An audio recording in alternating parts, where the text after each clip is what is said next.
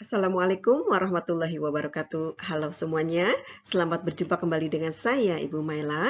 Semoga kalian dalam keadaan sehat walafiat dimanapun kalian berada. Pada kesempatan kali ini kita akan belajar mata pelajaran kimia kelas 12 semester 1 tahun pelajaran 2022-2023.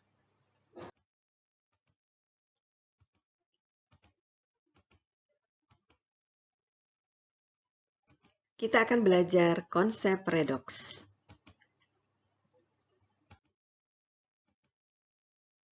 Tujuan pembelajaran kali ini, siswa dapat memahami konsep reaksi redoks.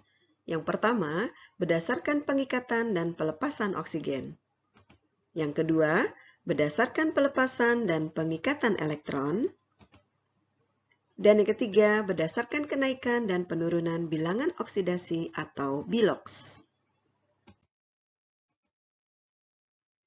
Reaksi reduksi dan oksidasi atau redoks. Kita akan belajar konsep reaksi redoks. Apa sih manfaat belajar reaksi redoks? Reaksi redoks banyak terjadi pada kehidupan kita sehari-hari. Contohnya, perkaratan, pembakaran, perubahan warna pada apel. Perkembangan konsep reaksi redoks. Yang pertama, berdasarkan pengikatan dan pelepasan oksigen. Yang kedua, berdasarkan pelepasan dan pengikatan elektron. Dan yang ketiga, berdasarkan kenaikan dan penurunan bilangan oksidasi atau biloks. Konsep yang pertama, pengikatan atau pelepasan oksigen. Reduksi adalah reaksi pelepasan oksigen dari suatu senyawa. Contohnya, reduksi Fe2O3 oleh CO. Reaksinya, Fe2O3 ditambah 3CO menjadi 2Fe ditambah 3CO2. Oksigen pada Fe2O3 akan terlepas, sehingga hasil akhir reaksinya menghasilkan 2Fe ditambah 3CO2. Kemudian reduksi Cr2O3 oleh Al, reaksinya Cr2O3 ditambah 2Al menjadi 2Cr ditambah Al2O3.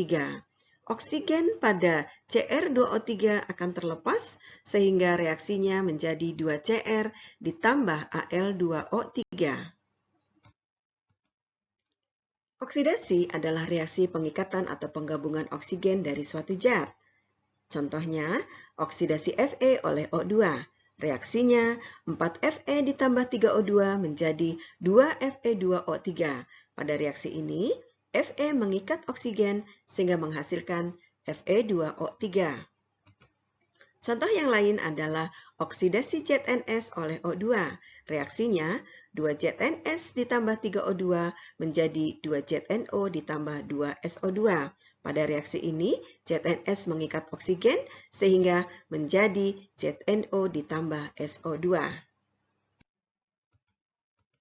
Konsep yang kedua adalah pengikatan atau pelepasan elektron. Reduksi adalah reaksi pengikatan elektron. Contohnya, reduksi Cl2, reaksinya Cl2 ditambah 2 elektron menjadi 2 Cl-. Pada reaksi ini, Cl2 mengikat 2 elektron menjadi 2 Cl-. Kemudian reduksi Ca2+, reaksinya Ca2+ ditambah 2 elektron menjadi Ca. Pada reaksi ini, Ca2+ mengikat 2 elektron menjadi Ca. Kemudian oksidasi. Oksidasi adalah reaksi pelepasan elektron. Contohnya adalah oksidasi K. Reaksinya K menjadi K+ ditambah 1 elektron. Di sini K melepaskan 1 elektron sehingga menjadi K+. Kemudian oksidasi Cu. Cu menjadi Cu2+ ditambah 2 elektron. Di sini Cu melepaskan 2 elektron menjadi Cu2+. Kemudian konsep yang ketiga yaitu berdasarkan kenaikan dan penurunan bilangan oksidasi atau biloks. Reduksi adalah reaksi penurunan bilangan oksidasi. Contohnya adalah reduksi SO3. Reaksinya 2SO3 menjadi 2SO2 ditambah O2. Pada reaksi ini, bilok S pada SO3 bernilai positif 6. dan bilog S pada SO2 bernilai positif 4. Bilog S mengalami penurunan dari positif 6 menjadi positif 4. Nah, reaksi inilah dikatakan reaksi reduksi karena terjadi penurunan bilangan oksidasinya. Kemudian oksidasi. Oksidasi adalah reaksi kenaikan bilangan oksidasi. Contohnya, oksidasi FeO, reaksinya 4 FeO ditambah O2 menjadi 2 Fe2O3. Bilox Fe pada FeO bernilai positif 2, dan bilox Fe pada Fe2O3 bernilai positif 3. Bilox Fe mengalami kenaikan dari positif 2 menjadi positif 3. Maka reaksi ini dikatakan reaksi oksidasi karena terjadi kenaikan bilangan oksidasinya. Apa itu bilangan oksidasi? Bilangan oksidasi atau bilox adalah suatu bilangan yang menunjukkan ukuran kemampuan suatu atom untuk melepas atau menangkap elektron dalam pembentukan suatu senyawa. Bilangan oksidasi dapat bertanda positif maupun negatif. Reaksi reduksi ditambah reaksi oksidasi akan menghasilkan reaksi redoks. Contohnya, H2 ditambah Cl2 menjadi 2HCl.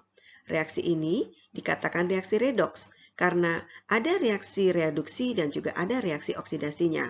Pada reaksi ini, berdasarkan dilihat dari bilangan oksidasinya, maka ada kenaikan bilangan oksidasinya dan ada penurunan bilangan oksidasinya. Sehingga reaksi ini dikatakan reaksi redoks karena terjadi reaksi reduksi dan reaksi oksidasi. Demikianlah pembelajaran kita kali ini. Semoga bermanfaat. Sampai bertemu pada video-video pembelajaran berikutnya. Wassalamualaikum warahmatullahi wabarakatuh.